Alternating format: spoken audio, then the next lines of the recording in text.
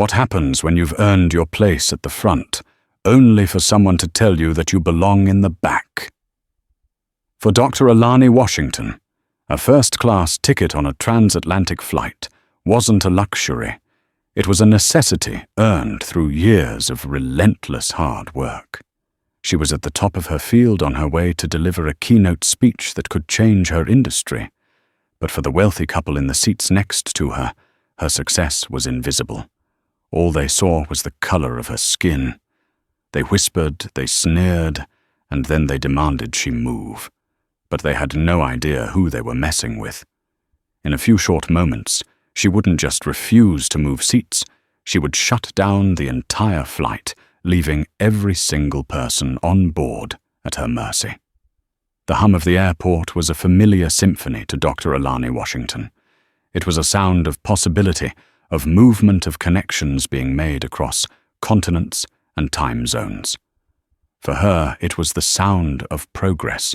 JFK's international terminal was a swirling vortex of humanity, but within the serene, glass-walled sanctuary of the Global Alliance first-class lounge, the chaos was muted to a gentle murmur.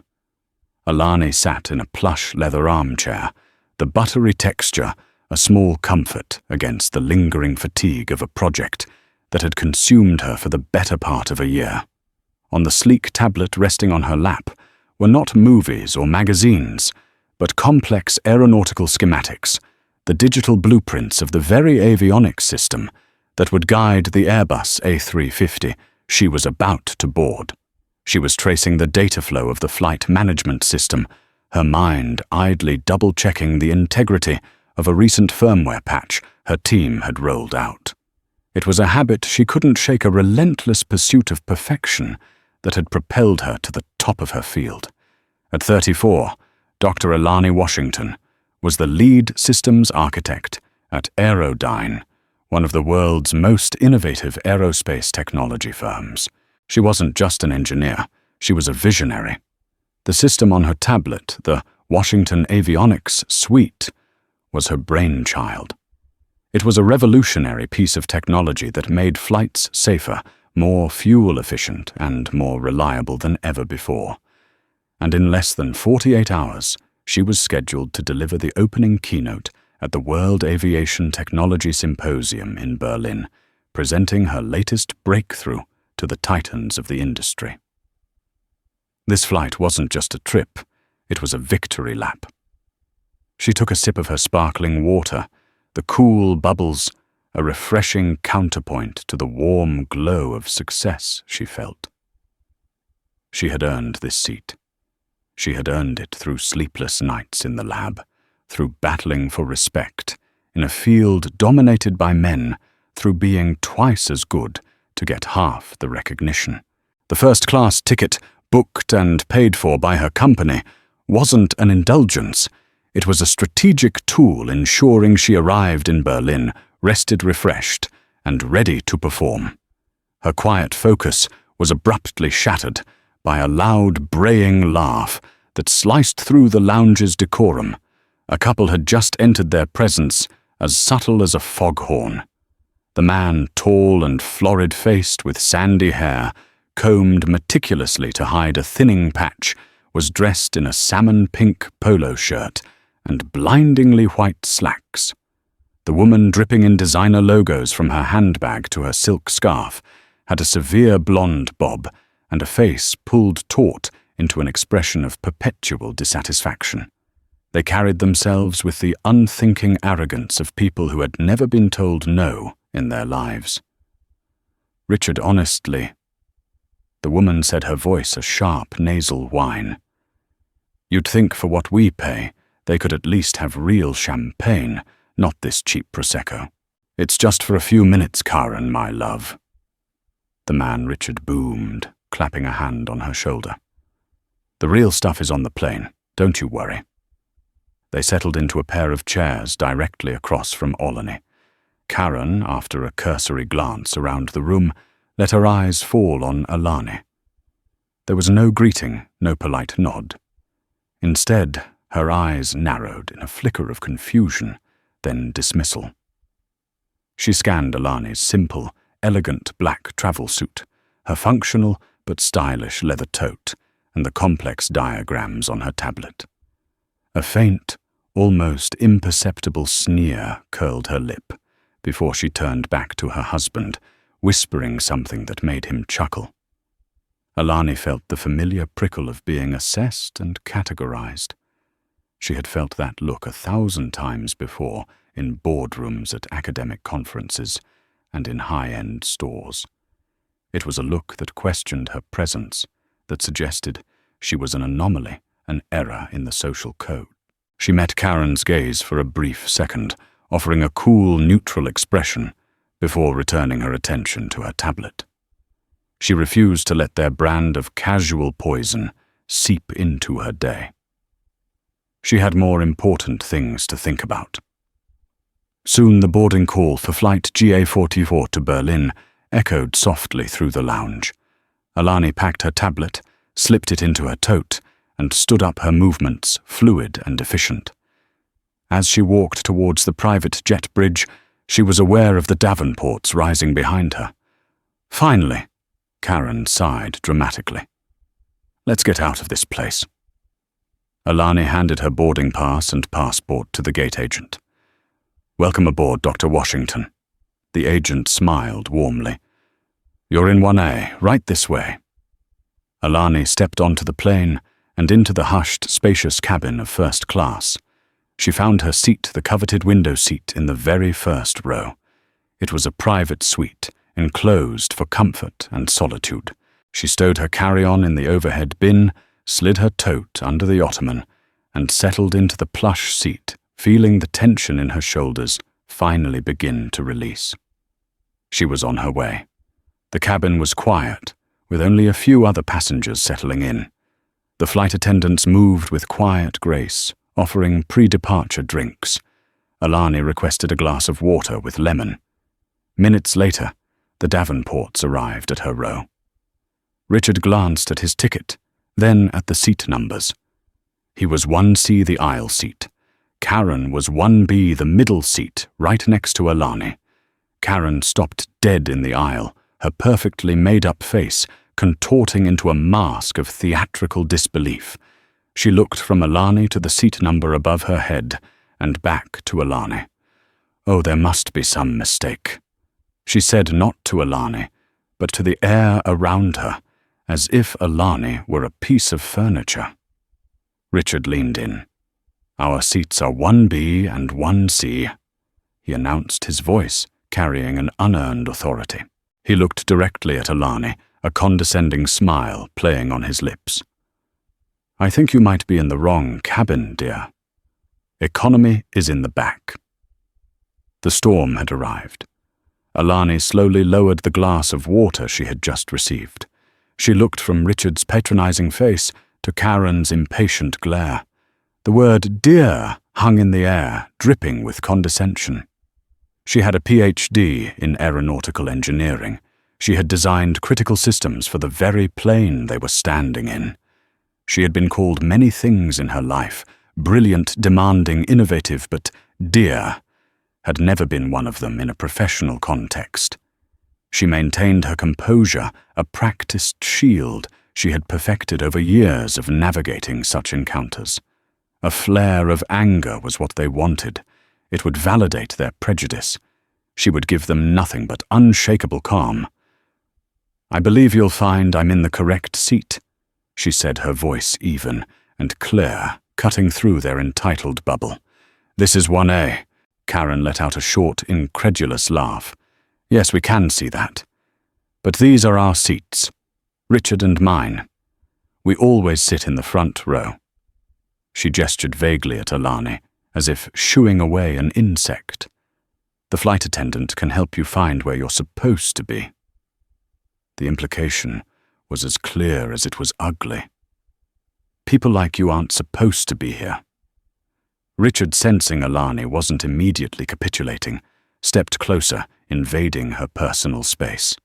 He lowered his voice into a conspiratorial tone, as if he were doing her a favor. Look, sometimes these upgrades clear at the last minute for employees. family members, that sort of thing.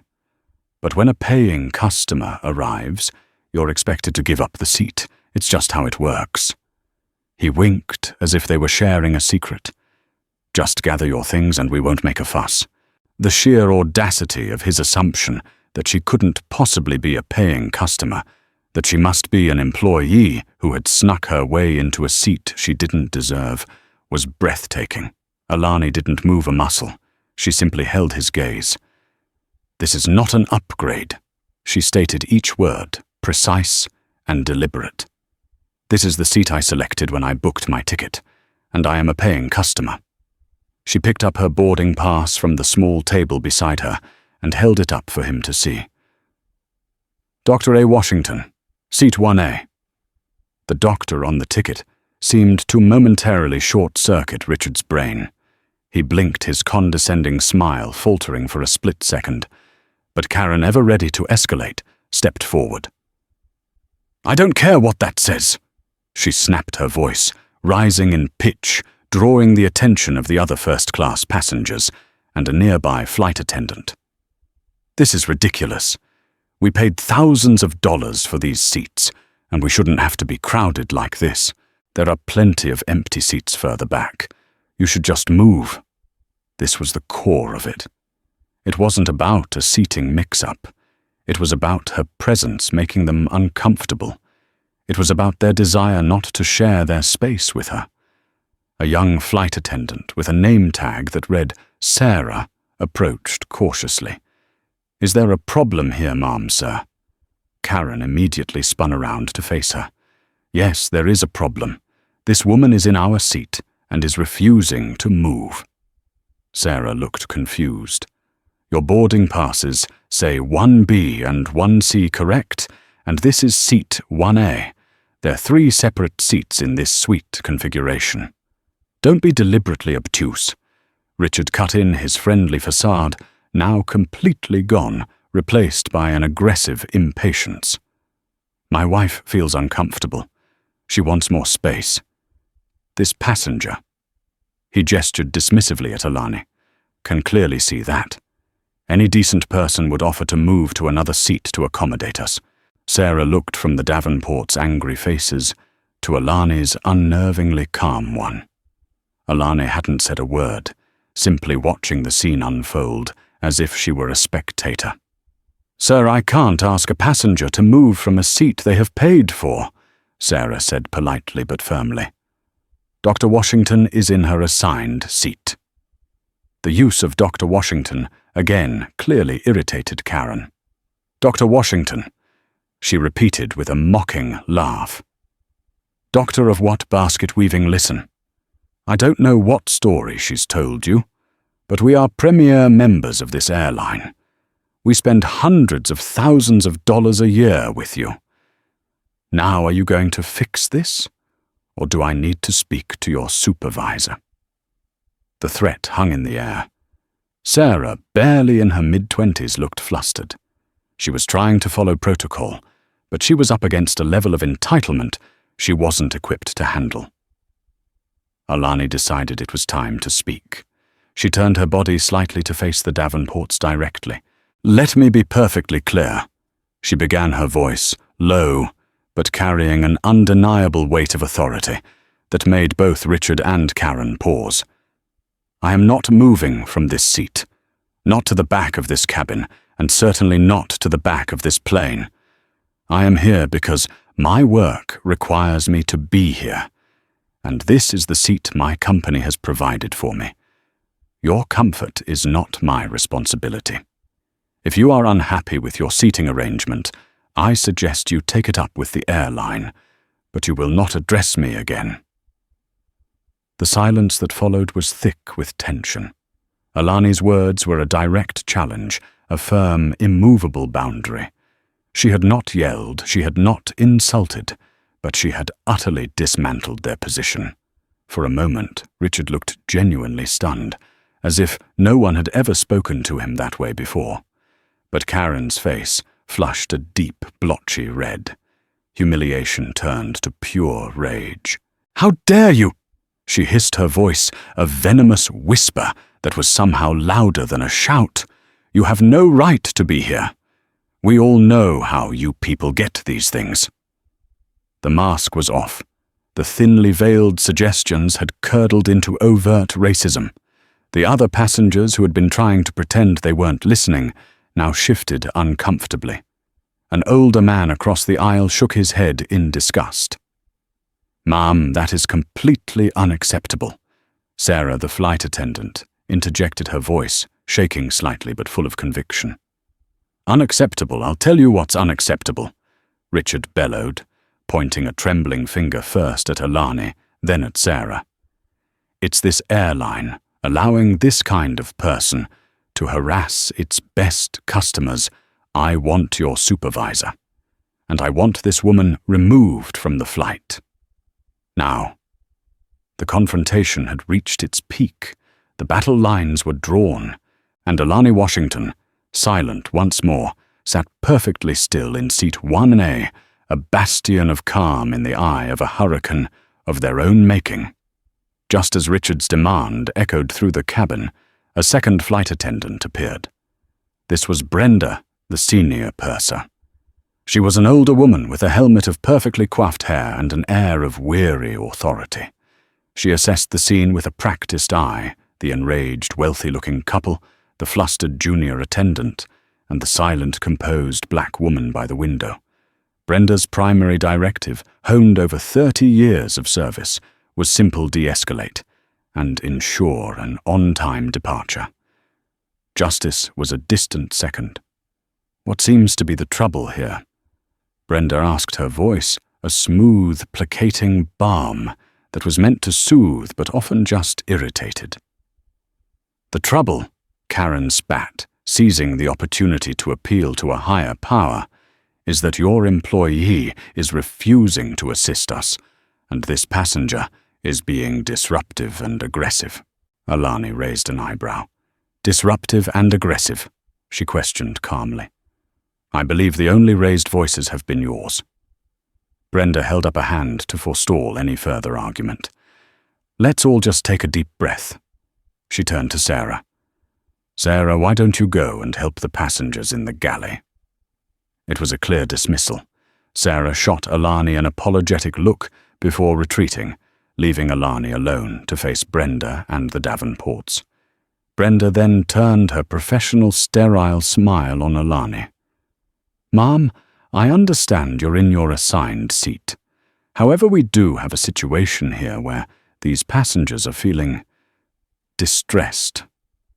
"Their distress is a condition of their own creation," Alani replied, her tone unyielding. "It has nothing to do with me." "Be that as it may." Brenda continued, her smile never wavering.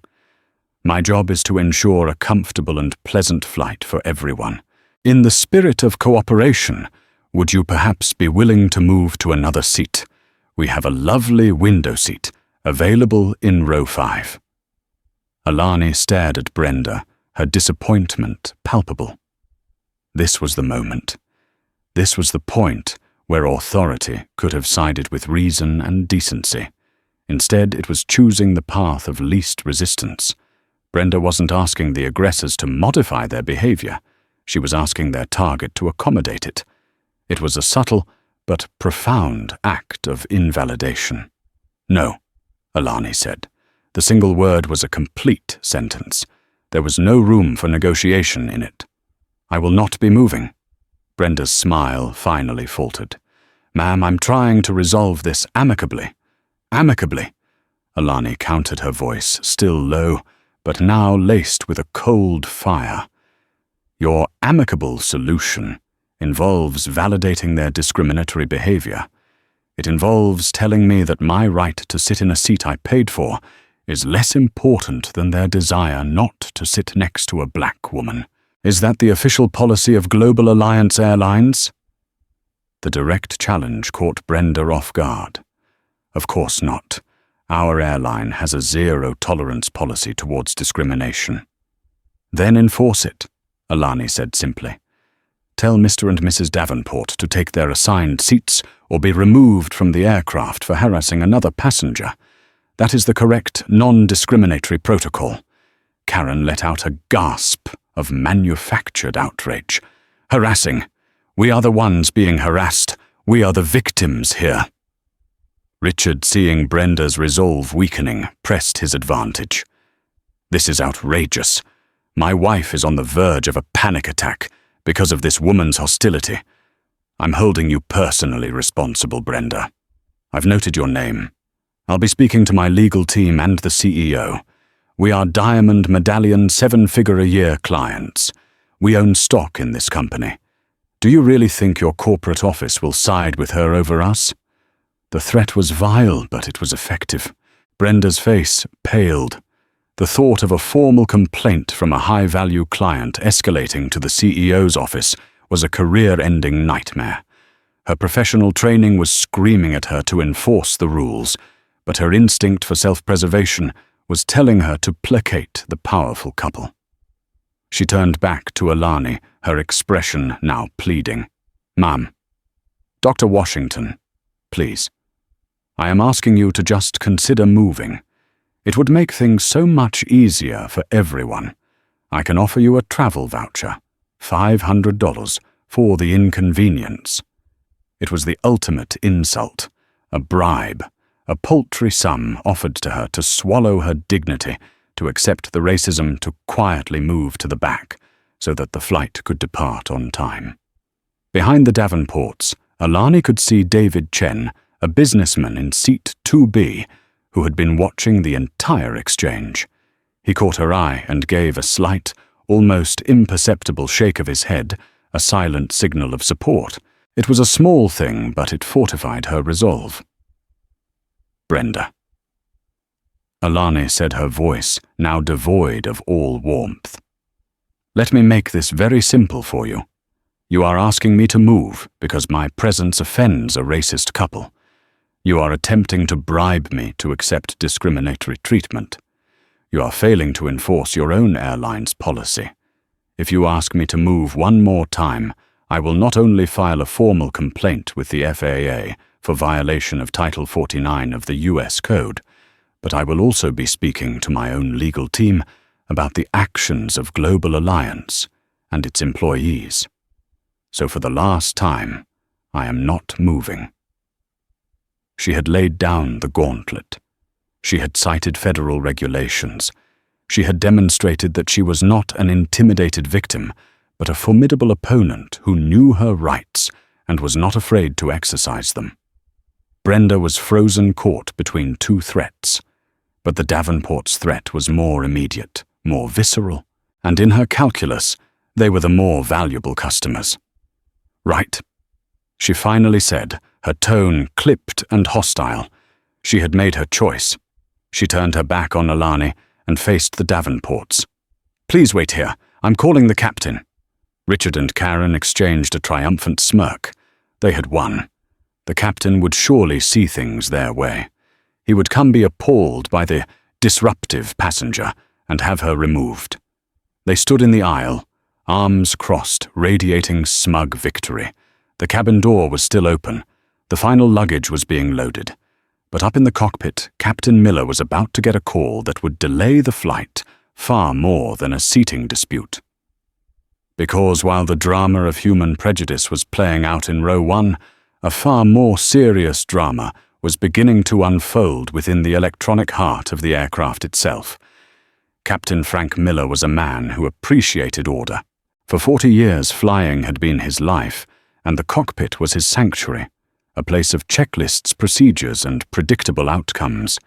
His pre-flight routine was a sacred ritual, a series of checks and balances that transformed a 300-ton machine of metal and wire into a graceful vessel of the skies.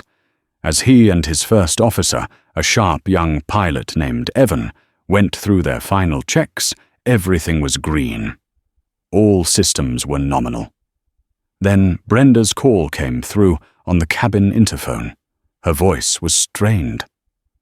"Captain, sorry to disturb, but we have a passenger situation in first class. A refusal to cooperate. It's becoming disruptive." Miller sighed. Passenger disputes were the bane of his existence. What kind of disruptive? He asked, his voice gravelly. A seating issue. We have a passenger in 1A who is refusing a request to move, and it's causing significant distress to the passengers in 1B and 1C. Is the passenger in her assigned seat? Miller asked, cutting to the chase. Well, yes, Captain, but then there's no issue, Brenda. Tell the other passengers to take their seats. We're on a tight schedule. Captain, it's not that simple. Brenda insisted, her voice dropping to a conspiratorial whisper. The couple are premier clients, and they are accusing the other passenger of being aggressive. They're demanding she be removed. Miller rubbed his temples. This was exactly the kind of mess he hated. Before he could respond, a soft electronic chime sounded in the cockpit. Both he and Evan looked up at the main display, the electronic centralized aircraft monitor. A single line of amber text had appeared.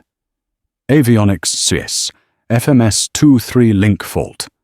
Evan frowned. That's new. Run the diagnostic. Miller ordered his attention, immediately shifting from the cabin drama to the far more critical issue at hand. Passenger disputes were a headache. An avionics fault was a potential catastrophe. Evan typed a command into the console. More lines of text appeared, a cascade of error codes that made little sense.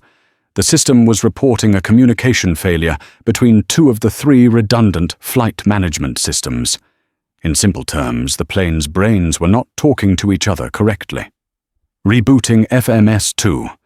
Evan said, his fingers flying across the keypad. They waited. The amber warning vanished, then reappeared. No good, Captain. The fault is persistent. Miller's jaw tightened. This wasn't a simple glitch. A persistent FMS fault was a no-go item. The plane was grounded until it was fixed. He keyed his mic for the PA system. Folks, this is your captain speaking from the flight deck. We seem to be having a minor technical issue with one of our navigation systems. Our ground crew is going to take a look. We appreciate your patience and we'll have you on your way as soon as possible. Cabin crew, please halt boarding for the moment. A collective groan went through the aircraft. In row 1, Richard Davenport scoffed loudly. See, he said to Karen, loud enough for Alani and everyone nearby to hear. This is what happens. Her negativity has brought bad luck on this entire plane. All this stress she's caused has probably short-circuited the whole thing. Karen nodded vigorously. They should charge her for the delay. Alani ignored them, but her engineer's mind was racing. FMS link fault. It was a vague error, but it pointed to a deep-level software or hardware problem. She felt a knot of professional curiosity tighten in her stomach. Which system was it? What were the specific error codes? Down on the tarmac, the maintenance chief, a grizzled veteran named George, was already on the phone with the Airline Central Operations Hub. They were running remote diagnostics, but the results were inconclusive. I've never seen this before, George said into his headset, staring up at the belly of the A350. The hardware is fine. We've run all the physical checks. It has to be a software bug, something in the latest patch. In the cockpit, Captain Miller was getting the same report. The delay, he was told, would be indefinite. They might have to deplane everyone and switch aircraft, a logistical nightmare that would set them back by hours, if not an entire day. Frustration was mounting. He made another announcement, updating the passengers on the indefinite delay. The cabin erupted in a chorus of complaints and frustrated sighs. People started making calls, rescheduling meetings, and cursing the airline. The Davenports, however, saw an opportunity. They flagged down Brenda. This is a direct result of your inability to handle that situation, Richard declared, pointing back towards Alani, who was now quietly looking out the window. We told you she was a disruptive presence. Now look, the flight is cancelled. The flight isn't cancelled, sir, Brenda said wearily. It's delayed. It's the same thing. This is completely unacceptable. I want the captain out here. I want him to know who is responsible for this mess." Reluctantly, Brenda called the cockpit again. "Captain, the passengers in 1B and 1C are insisting on speaking with you. They're blaming the passenger in 1A for the delay." Miller was at the end of his rope, between a plane that wouldn't fly and passengers who wouldn't behave. His orderly world was unraveling. "Fine," he grunted. "I'm coming out." He unbuckled himself and strode out of the cockpit, his face a thunderous mask of authority. He arrived in the first-class cabin to find the Davenports standing poised for battle. "Captain Miller," Richard began, "we are the Davenports. We need you to understand that this entire delay began when this woman's—" He jabbed a thumb at Alani, refused to cooperate, and created a hostile environment. Miller looked from Richard's red, indignant face to Alani's, which remained placid. He was about to deliver a stern lecture on how passenger behavior has no effect on avionics systems, when his headset, still connected to the maintenance channel, crackled to life. It was George, the maintenance chief. "Captain, I'm talking to the tech hub. They've isolated the fault. It's in the Washington avionics suite, specifically the new V3.4 firmware patch that was rolled out last week. Apparently, it's a known but extremely rare bug. There's only one person in the world who really understands the deep architecture of this system. They're trying to get her on a video call now, a Dr. Alani Washington from Airline." Captain Miller froze. He slowly turned his head and looked at Alani. Then he glanced down at the passenger manifest in his hand, which Brenda had given him. "Seat 1A, Washington, Dr. Alani." The pieces clicked into place with the force of a sonic boom. The woman they were trying to throw off the plane, the disruptive passenger, the doctor of basket weaving. She was the only person who could fix it. The world seemed to slow down for Captain Miller. The angry, sputtering voice of Richard Davenport faded into white noise. The exasperated sighs of the other passengers, the distant whine of the auxiliary power unit, all of it dissolved. The only thing in focus was the woman in seat 1A, and the name that was now echoing in both his headset and his mind, Dr. Alani Washington. He stared at her, truly seeing her for the first time. Not as a passenger or a problem, but as a potential savior. He saw the quiet intelligence in her eyes, the unshakable confidence in her posture. He saw the tablet she had put away, which he now realized was probably loaded with more information about this aircraft's systems than his entire flight manual. The sheer cosmic irony of the situation was staggering. The very person his crew and his high-value clients were harassing was the one individual on the planet they desperately needed. Richard was still talking. "And as a result of her intransigence, we are all stuck here, and I expect significant compensation." Miller raised a hand, and the simple gesture had enough authority to silence Richard mid-sentence. "Mr. Davenport," Miller said, his voice dangerously low. "Stop talking. Immediately." Richard and Karen blinked, stunned by the captain's abrupt shift in tone. They had expected an ally, a fellow authority figure, who would validate their outrage. Instead, he looked at them with an expression of profound disbelief and dawning horror. Ignoring them completely, Captain Miller took a step towards seat 1A. He was a man accustomed to command, but he now found himself in the unfamiliar position of having to ask for help. He unclipped his headset, letting it hang around his neck. "Dr. Washington." He began, his voice laced with a humility no one in the cabin had ever heard from him. "Forgive the interruption. My name is Frank Miller. I'm the captain of this flight." Alani looked up at him. She had heard the entire exchange through the ambient noise, her sharp ears picking up the name of her own system. She knew what was coming. She simply nodded. Captain? Dr. Washington. He continued speaking slowly and deliberately, ensuring the Davenports heard every word. We have a persistent link fault in the flight management system. Our ground crew has traced it to the Washington Avionics Suite. He paused, letting the name hang in the air. Karen Davenport's perfectly painted mouth fell slightly open. Richard's face went from florid red to a pasty white. The connection was undeniable. They believe it's a rare software bug in the new v3.4 patch. Miller went on, his eyes locked on Alani's. They're telling me it's an issue that only the lead systems architect from Aerodyne would be able to diagnose. They told me they were trying to get a Dr. Alani Washington on the phone. He took a breath. I have a strong suspicion you might be able to save them the trouble of that call. A quiet gasp went through the nearby rows. David Chen, the businessman in 2B, slowly broke into a wide grin. He leaned forward, resting his chin on his hand, not wanting to miss a second of what was about to unfold. Alani allowed herself a small, wry smile. It's possible I might have some familiarity with the system, she said, with masterful understatement.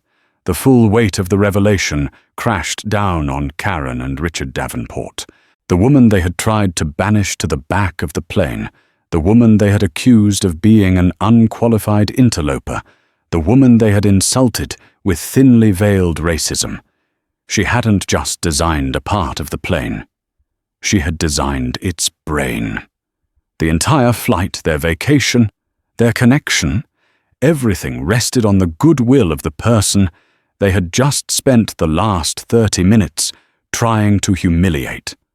Richard looked as if he had been physically struck. His mouth opened and closed, but no sound came out. Karen, for the first time since boarding, was utterly silent, her face a frozen mask of horror and disbelief. She looked at Alani, at the captain, and back at Alani, the gears of her entitled worldview grinding to a screeching, smoky halt. They had not just picked a fight with the wrong person, they had picked a fight with the only person. Doctor, Captain Miller said, his tone now one of utter respect. I realize that given the reception you've received from some of our passengers, and frankly, the inexcusable way my crew has handled this, you would be well within your rights to tell us all to solve it ourselves. But I have 287 passengers and 12 crew members who need to get to Berlin safely. Would you be willing to help us? The entire cabin was silent, waiting for her answer. Every eye was on her. She held the fate of the flight in her hands. She looked at the earnest, desperate plea in the captain's eyes. She glanced at the horrified, pathetic faces of the Davenports, and she thought of the keynote she needed to give the work she was proud of, and the 285 other people on this plane who just wanted to get to their destination. She was a professional. She was a problem solver. That was who she was. Their bigotry could not change that. Slowly she nodded. Of course, Captain, she said, her voice calm and clear. I'll help. But first, she added, her gaze flicking for a brief, cold moment to the Davenports. We're going to need to clear this aisle. The Davenports, who had been standing like statues of mortified salt, scrambled to get out of the way. Richard practically fell into his seat, and Karen squeezed into hers, trying to make herself as small as possible. The aisle was clear. Thank you, Doctor, Captain Miller said, a wave of relief washing over him. What do you need? I need a direct line to your maintenance chief on the ground and access to the flight deck's engineering panel. Alani stated all business. Evan, she said, nodding to the first officer, who had come to stand behind the captain. You can patch me in from the forward attendant station. Evan stared at her, momentarily stunned that she knew his name and was already directing the flow of action. He quickly recovered. Yes, ma'am, right away. Alani unbuckled herself and stood. Moving with an unhurried grace, she retrieved her tablet from her tote bag. As she powered it on, a hush fell over the first-class cabin. Passengers were no longer trying to be discreet. They were openly watching, some even filming with their phones.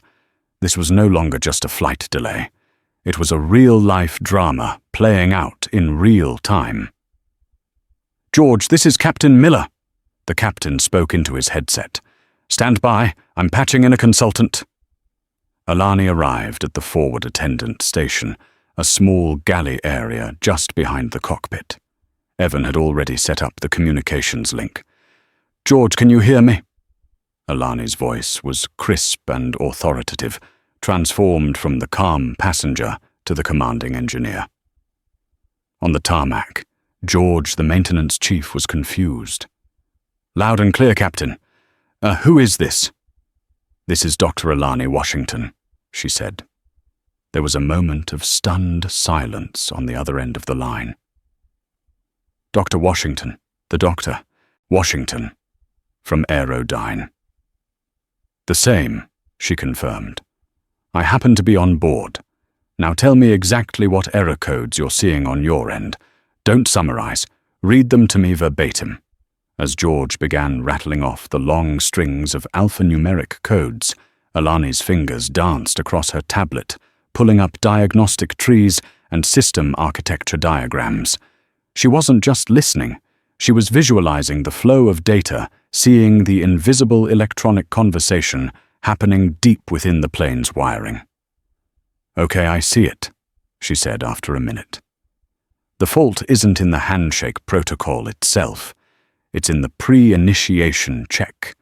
The new patch introduced a recursive loop if the ambient temperature of the avionics bay is within a very specific 2-degree window during the final power-up sequence.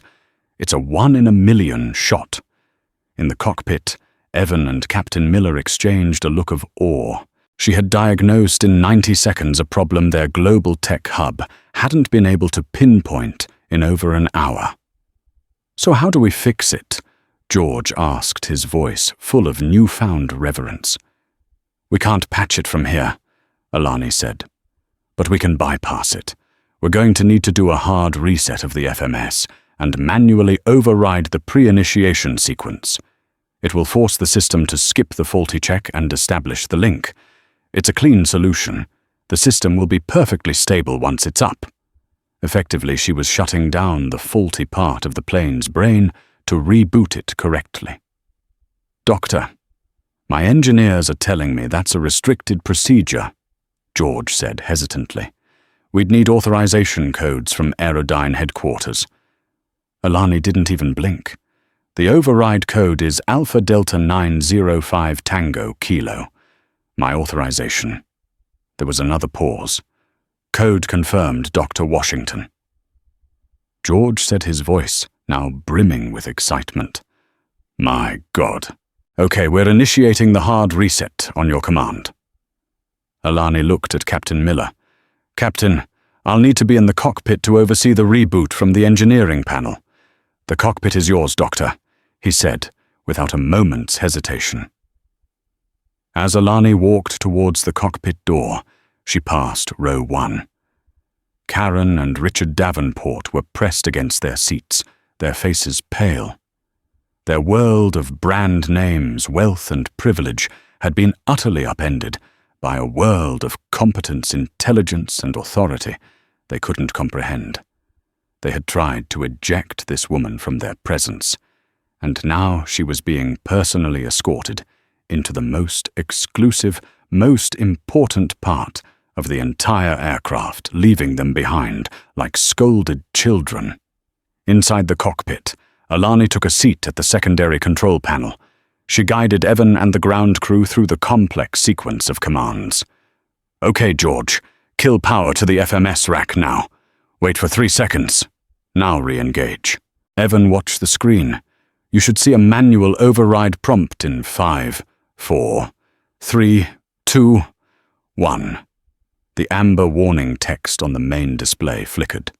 A new prompt appeared. "There it is," Evan breathed. "Enter the code," Alani instructed. Evan typed in the sequence she had provided. For a tense moment, the screen was blank. Then, one by one, lines of green text began to appear. FMS1, nominal FMS2, nominal FMS3, nominal all systems linked and operational. A cheer erupted from the ground crew over the radio. Evan let out a whoop of triumph. Captain Miller leaned back in his chair and let out a long, slow breath of relief. Alani simply nodded, her work done. She had done more than fix a plane. She had restored order through sheer, undeniable competence. She stood up. "You're good to go, Captain. She'll fly perfectly." Captain Miller stood as well and extended his hand. "Dr. Washington, I don't know how to thank you. You saved this flight, and you saved us from a logistical nightmare." "Just doing my job, Captain," she said, shaking his hand. As she stepped out of the cockpit, the first-class cabin, which had been listening intently to the proceedings, erupted into spontaneous applause. Passengers were smiling, clapping, and giving her thumbs up. The man in 2B David Chen was clapping the loudest. It was a wave of appreciation and respect, a stark contrast to the ugly confrontation that had started it all. Alani gave a small, appreciative nod and walked back towards her seat. But Captain Miller followed her out. He wasn't finished yet. There was one last piece of business to attend to. The system was fixed. Now it was time to deal with the glitch in row 1. As Alani settled back into seat 1A, the applause gently subsided. The atmosphere in the cabin had been irrevocably altered. The tension was gone, replaced by a palpable sense of awe and respect directed squarely at her. The Davenports, once the self-appointed royalty of the cabin, were now pariahs in their own private hell. They sat stiffly, avoiding eye contact with everyone, the silence between them thick with humiliation.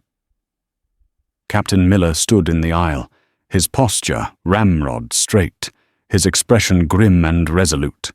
He let his gaze sweep over the cabin, then he fixed it on Richard and Karen Davenport. Now that the technical issue with this aircraft has been resolved by Dr. Washington, he began, his voice booming with authority that left no room for argument. "We need to address the safety issue." Richard looked up, confused. "The safety issue, it's fixed, isn't it?"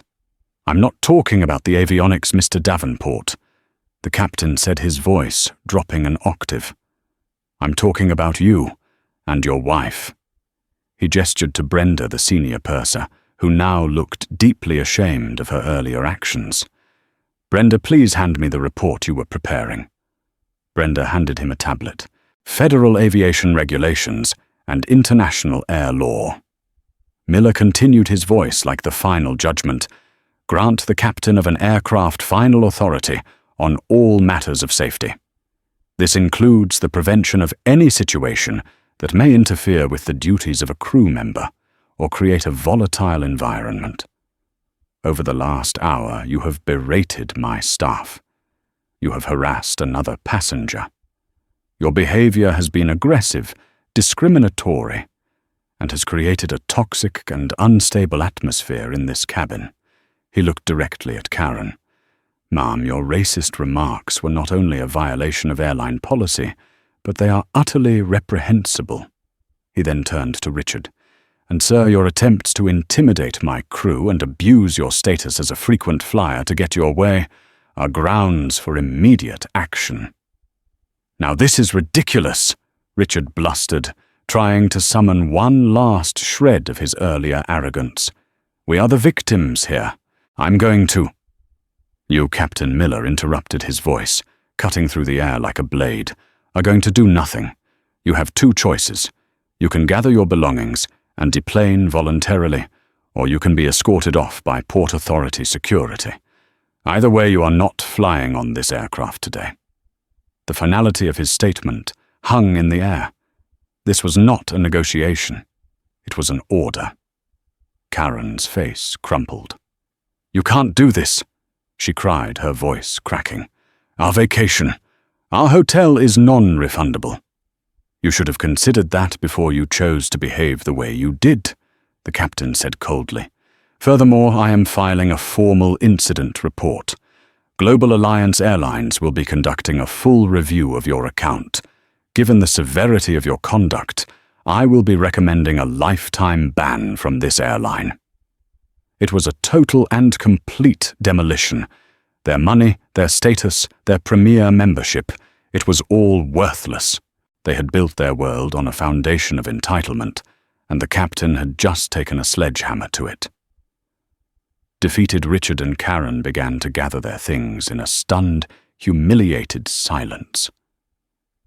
Every other passenger watched their expressions ranging from grim satisfaction to outright delight. Sarah, the junior flight attendant, stepped forward to supervise their exit, her posture now confident and assured. As they did their walk of shame down the aisle, past the rows of silent passengers, Richard paused for a moment beside David Chen's seat. Chen didn't even look at him. He was too busy typing a lengthy email on his laptop, the subject line clearly visible: "Formal commendation for Dr. Washington and flight attendant Sarah, re-incident on GA-44. Security officers were waiting at the jet bridge. The Davenports were escorted off the plane without a backward glance. As the cabin door finally closed, a palpable sense of relief and justice settled over the passengers. A few people even started clapping again. A few minutes later, as the plane was finally pushing back from the gate, Captain Miller appeared at Alani's seat one last time. He was holding a bottle of Dom Perignon. "Dr. Washington," he said, offering it to her. "On behalf of the entire crew, I want to apologize for what you endured today. It should never have happened. And I want to thank you. You acted with a level of grace and professionalism under pressure that I have rarely seen. You are a credit to your field and, frankly, a credit to humanity." Sarah followed behind him, her eyes shining with gratitude. "Thank you, Doctor," she said quietly. "You taught me a lot today about standing my ground." Alani accepted the champagne with a warm smile. "We all have a role to play in making sure things are fair and right, Captain. You played yours perfectly. Thank you." As the A350 finally thundered down the runway and lifted gracefully into the sky, Alani looked out the window at the receding lights of New York. The crisis was over. The racists were gone. The plane was flying, perfectly guided, by a system born from her own mind. She had refused to be moved, and in the end, she had moved the world around her. She took a sip of her water, saved the champagne for later, and opened her tablet. She had a keynote speech to finalize. Berlin was waiting. In the end, it wasn't just about a seat on a plane. It was about the right to occupy a space you have earned, regardless of what others think you deserve. Dr. Alani Washington boarded that flight as a brilliant engineer, and she was forced to become a warrior for her own dignity. The Davenports learned a hard lesson that day, that true status isn't about the money you have or the logos you wear. It's about your character and the respect you show to others. Karma, in this case, wasn't just served on the ground. It was delivered with authority before the plane ever took off. This story is a powerful reminder that prejudice and entitlement often crumble in the face of undeniable competence and unwavering integrity. So what did you think of Dr. Washington's epic shutdown? Have you ever witnessed a moment of instant karma like this? Let us know your thoughts in the comments below. If this story inspired you or made you cheer, please smash that like button, share this video with someone who needs to see it, and make sure you subscribe and hit the notification bell. You won't want to miss the next incredible true story we have in store. Thanks for listening, and we'll see you in the next one.